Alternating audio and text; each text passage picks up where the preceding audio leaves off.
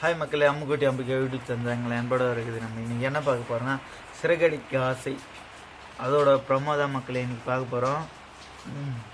ரோகிணியோட Malaysia மாமா கறி வெட்டிங்கிறார் மக்களே.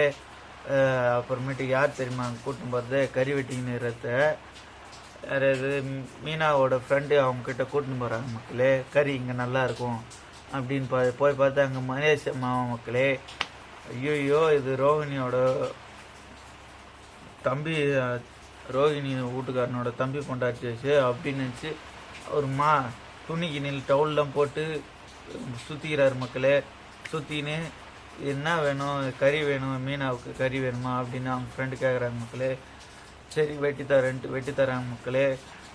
இவர் வீட்டுக்காரும் கார் ஓட்டுறாரு, அவருக்கு தெரிஞ்சால் இன்னும் நிறைய பேர்லாம் கூப்பிட்டு போகிறாரு. அப்படியே அந்த மலேசியா மாமா என்ன நினைப்பு தெரியுமா, ஐயோ அவங்க வீட்டுக்காரனுக்கு தெரிஞ்ச என்னை கொத்துக்கறியை போட்டுருவான், அவனுக்கு தெரிஞ்சாவே அவ்வளோதான் நான் அப்படின்னு அவரே அவன் மனசுக்குள்ளே நினச்சிக்கின்னு இவர் கை வெட்ட சொல்ல, என்ன பிரியாணிக்கு போட சொன்னால் நீ கொத்துக்கறி போட்டுங்கிற அப்படின்னு கேட்குறாங்க மக்களே மீன் ஃப்ரெண்டு.